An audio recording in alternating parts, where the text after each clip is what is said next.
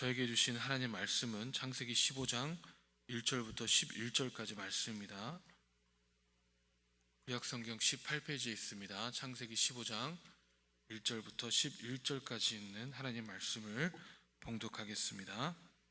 이후에 여호와의 말씀이 환상 중에 아브라함에게 임하여 이르시되 아브라함아 두려워하지 말라. 나는 내 방패여 너의 지극히 큰 상급이니라. 아브라함이 이르시되 주 여호와여 무엇을 내게 주시려 하나이까? 나는 자식이 없사오니 나의 상속자는 이 다메섹 사람 엘리에셀이니이다. 아브라함이 또 이르되 주께서 내게 씨를 주지 아니하였으니 내 집에서 길린 자가 내 상속자가 될 것이니이다. 여호와의 말씀이 그에게 임하여 이르시되 그 사람이 내 상속자가 아니라 내 몸에서 날 자가 내 상속자가 되리라 하시고 그를 이끌고 밖으로 나가 이르시되 하늘을 우러러 뭇 별들을 셀 수 있나 보라. 또 그에게 이르시되 내 자손이 이와 같으니라. 아브라함이 여호와를 믿으니 여호와께서 이를 그의 의로 여기시고 또 그에게 이르시되 나는 이 땅을 내게 주어 소유를 삼게 하려고 너를 갈대아인의 우르에서 이끌어낸 여호와니라. 그가 이르되 주 여호와여 내가 이 땅을 소유로 받을 것을 무엇으로 알리이까? 여호와께서 그에게 이르시되 나를 위하여 3년 된 암소와 3년 된 암염소와 3년 된 숙양과 산비둘기와 집비둘기 새끼를 가져올지니라. 아브라함이 그 모든 것을 가져다가 그 중간을 쪼개고 그 쪼갠 것을 마주 대하여 놓고 그 새는 쪼개지 아니하였으며 솔개가 그 사체에 내릴 때에 아브라함이 쫓았더라. 아멘. 이 본문의 말씀 6절을 보니까 아브라함이 여호와를 믿으니 여호와께서 이를 그로 의로 여기시고 아멘이라고 말씀하고 있습니다. 믿으니 라고 이 번역된 히브리어는 아만입니다. 이 말에서 우리가 자주 사용하는 이 아멘이라는 말이 유래하였는데 이 말은 단순히 입으로 고백하고 믿는단 말이 아니라 확실하다, 정확하다, 신뢰하다라는 의미를 가지고 있습니다. 그렇다면 아브라함이 무엇을 확실하고 정확하게 전혀 의심도 없이 믿었냐 하면 이 4절과 5절에 나와 있는 이 말씀입니다. 여호와의 말씀이 그에게 임하여 이르시되 그 사람이 너의 상속자가 아니라 내 몸에서 날 자가 내 상속자가 되리라 하시고 그를 이끌고 밖으로 나가 이르시되 하늘을 우러러 뭇별을 셀 수 있나 보라. 또 그에게 이르시되 내 자손이 이와 같으니라. 아멘. 이 아브라함은 하나님께서 갈대아 우르에서 불러내신 후에 많은 신앙의 훈련과 단련을 통하여 하나님만을 의지하고 신뢰하는 방법을 배웠습니다. 이러한 신앙의 여정 동안 이 아브라함의 마음 한구석에 항상 자리 잡고 있는 갈망이 있었는데 바로 후손을 향한 갈망이었습니다. 하나님께서 아브라함에게 12장 2절을 통해서 너로 큰 민족을 이루고 라고 약속을 하셨고 또 13장 롯과 헤어진 후에 16절에서는 내가 내 자손이 땅에 티끌 같게 하리니 사람의 땅이 티끌을 능히 셀 수 있을진데 내 자손도 세리라고 말씀하시며 이 또다시 후손을 약속하셨습니다. 그런데 몇 년이 흘러도 하나님 말씀이 이루어질 기미가 보이지 않습니다. 아브라함이 12장에서 하란을 떠날 때 나이가 이미 75세였고 이미 중년의 나이를 노려 기력도 전과 같지 않을 때였습니다. 그러니 이 15장에 이르렀을 때는 80세에서 85세가 되는 것으로 추정이 되므로 아브라함이 하나님께서 약속을 하셨을지라도 이 후손에 대한 조바심이 나는 것은 당연할지도 모릅니다. 이미 오래전에 이미 오래전에 하셨던 이 하나님 말씀에 대해서 잊어버렸다고 하도 과언이 아닐 것입니다. 오늘 본문의 말씀 1절에 하나님께서 아브라함의 환상 중에 임하셔서 아브라함아 두려워 말라. 나는 내 방패여 너의 지극히 큰 상급이라 라고 말씀하시는 것에 대해 이 아브라함이 2절에서 주저없이 주 여호와여 무엇을 내게 주시려 하나이까? 나는 자식이 없사오니 나의 상속자는 다메섹 사람 엘리에셀이니이다 라고 고백하는 것을 보아 이 아브라함은 하나님께서 그동안 주셨던 언약의 말씀에 대해서 완전히 까먹었던지 아니면 조바심을 내고 있었던 것이 분명합니다. 여러분들도 그런 일이 있으실 겁니다. 어떤 것을 곰곰이 생각을 하다가 무의식적으로 어떤 사람이 뭘 물어봤는데 자기가 곰곰이 생각하는 것에 대해서 바로 반응하는 경우, 우리 곰곰이 있을 수도 있습니다. 여기서 아브라함의 경우가 그렇습니다. 하나님께서는 아브라함에게 방패요 상급이라고 말씀하시는데 이 아브라함의 본능적인 대답은 하나님, 나에겐 자식이 없습니다 라고 대답하게 되는 것이죠. 그런 아브라함에게 하나님께서는 이 4절과 5절에 다시 언약을 말씀하시는데 아브라함이 후사를 가지게 될 것과 그 자손이 하늘의 별들의 수만큼이나 많아질 것을 거듭 약속하셨다는 것이죠. 근데 여러분, 아브라함의 입장에서는요 조금 당황스러울 수도 있습니다. 한 번은 생각을 해보십시오. 부모가 자녀에게 장난감을 사주겠다고 약속을 합니다. 그런데 하루가 지나고 이틀이 지나고 일주일이 지나도 장난감을 사주지 않습니다. 그러면 자녀가 어떻게 하겠습니까? 자녀가 부모에게 다시 물어보지 않겠습니까? 그나마 일주일이 지나면 물어보면 그건 양반입니다. 제 둘째 같은 경우는요, 그 다음날 다시 물어봅니다. 그 다음날 또 물어봅니다. 계속 사줄 때까지 물어봅니다. 왜 안 사주냐고. 사준다고 아빠 약속했잖아요. 어쩜 그렇게 잘 기억하는지. 다른 거는 기억도 못하면서 뭐 사준다고 했던 말은 그렇게 잘 기억하고 끝까지 물고 놓질 않습니다. 전에 한편에 한결이가 올랜도에 있는 유니버설 스튜디오를 가고 싶다고 했습니다. 그래서 그래, 나중에 한번 가자라고 얘기를 했거든요. 그랬더니 그날 저녁에 자기 전에 같이 모여서 기도를 하는데 하나님, 내일 우리가 올랜도를 갑니다 라고 기도를 하더라고요. 얼마나 담대하든지 다시 한번 놀랐습니다. 그리고 그 녀석에는 뭘 섣불리 사주겠다든지 아니면 어디 간다는 얘기 잘 안 합니다. 확실하기 전까지는 절대 얘기 안 합니다. 자녀가 일주가 지나서 부모에게 왜 장난감을 사주지 않냐고 물어보니 부모가 다시 약속을 합니다. 사주는데 2개를 사주겠다고 이번엔 약속을 합니다. 그래서 자녀가 또 기다립니다. 2주, 3주, 한 달이 지나도 하나님 그 약속한 장난감을 사주지 않는다면 여러분께서는 어떻게 하시겠습니까? 또다시 보채며 물어보고 왜 장난감을 안 사주냐, 벌써 한 달이 지났다며 때를 쓰지 않겠습니까? 부모가 다시 말합니다. 사줄게, 사주는데 이번엔 2개가 아니라 내가 10개를 사줄게. 자녀가 믿겠습니까? 그 말을?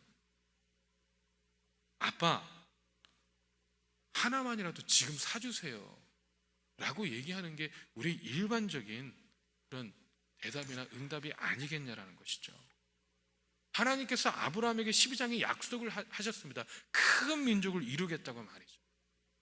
그런데 여기서 큰 민족을 이루겠다고 하는 것은 한 나라를 생각하고 수많은 인구를 생각할 수 있지만 그 당시의 나라는 이 도시국가의 수준이었기 때문에 이 성서 고고학자들은 소돔성에 약 5천 명의 인구가 거주한 것으로 말한 것으로 비춰볼 때 이 12장의 언약의 말씀은 아브라함이 생각하기에는 5천 명, 6천 명 정도 사이의 인구를 생각할 수가 있습니다. 그것도 많은 인구죠.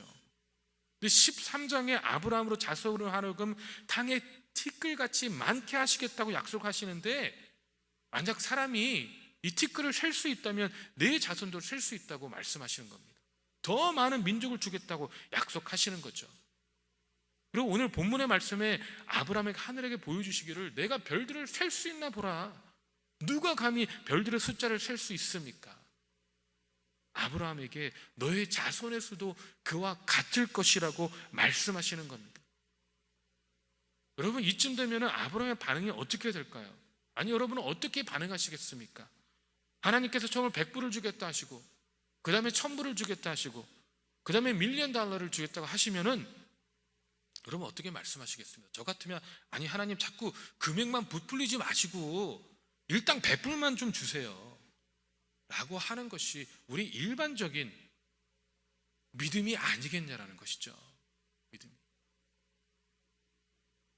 아브라함 역시 하나님께서는 처음에 민족을 주겠다, 수년이 지난 후에는 티끌과 같은 많은 자손을 주겠다, 또 수년이 지난 후에는 셀 수 없을 만큼의 자손을 주시겠다고 하시면 하나님 셀 수 없는 자손은 고사하고 당장 아들, 딸 상관없으니까 하나만 주십시오 라고 고백해야 되는 것이 아브라함의 믿음이 아니겠냐는 것이죠.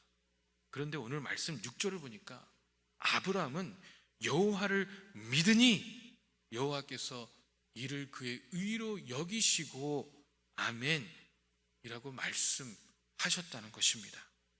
어떻게 보면 그동안 수년간 이루어지지 않았던 하나님의 언약의 말씀, 지금 당장 눈에 보이는 한 명도 없는 그 언약의 말씀에 대해서 본인이 조바심으로 더 붙일 수 있는 말씀을 아브라함은 너무나도 확실하고 정확하게 믿었다는 것입니다.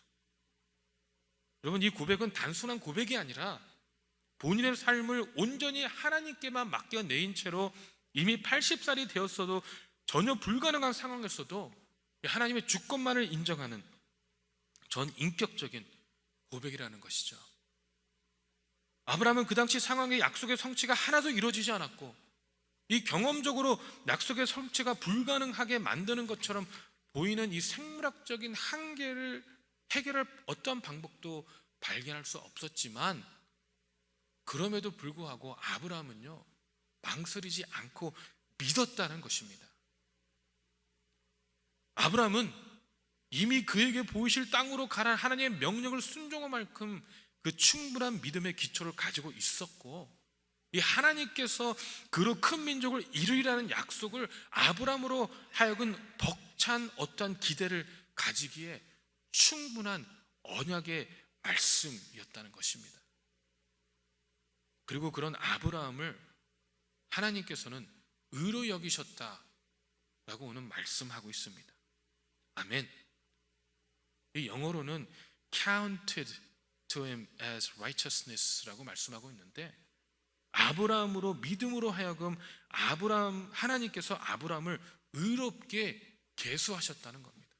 의롭게 쳐주셨다라는 거죠. 원래 의로운 것이 아니라 죄인이고 하나님의 의로우심에는 전혀 해당되지 않았지만 그 믿음 때문에 하나님의 언약의 말씀, 하나님께서 주시는 그 약속의 말씀을 믿었기 때문에 하나님의 무한한 자비 가운데 의인으로 하나님께서 대접을 해주셨다는 말씀입니다. 이 로마서 3장 23절과 24절에 모든 사람이 죄를 범하였음에 하나님의 영광에 이르지 못하였더니 그리스도 예수 안에 있는 속량으로 말미암아 하나님의 은혜로 값없이 의롭다 하심을 얻는 자가 되었느니라. 아멘 이라고 말씀하고 있습니다. 이 믿음으로 말미암아 의인이라고 여겨진 아브라함에게 하나님께서는 본문의 말씀 7절에 또 그에게 이르시되 나는 이 땅을 내게 주어 소유를 삼게 하려고 너를 갈대아 인의 우르에서 이끌어낸 여호와니라. 아멘 이라고 말씀하셨습니다. 여러분, 저는 바로 이 대목이 하나님의 사랑이 너무나 느껴지는 대목입니다. 우리는 그저 믿은 것밖에 없거든요. 어떻게 보이면 지금 당장 눈에 보이지 않는 것을 그냥 믿겠다고 고백한 것밖에 없습니다. 그랬더니 하나님께서는 그거 외에 또 다른 것을 약속해 주세요. 그냥 믿었더니 이미 수차례 걸쳐서 땅을 주실 걸 약속하셨지만 여기서 다시 한번 그 땅을 주실 것을 또 하나님께서 말씀해 주셨다라는 거예요. 아들을 주시고 후사를 주시고 그거를 믿었더니 아무것도 없는 상황에서 후손이 아무도 없는 상황에서 보스눈의 후손이 별들처럼 많을 것이라는 약간 당황스러운 말씀을 믿자 그를 의로 여기시고 아브라함을 향한 기쁨을 이기지 못하신 채로 그 땅을 또 주실 것을 하나님께서 상기시켜 주신다는 것입니다. 저는요 정말로 믿습니다. 아브라함이 그걸 믿자 하나님께서 너무 기쁘신 나머지 아브라함을 바라보면서 아브라함아 너 이걸 믿었구나, 너가 정말 믿는구나, 내가 이 땅도 너에게 줄게 라고 말씀하셨을 거예요. 너무 감사하지 않습니까?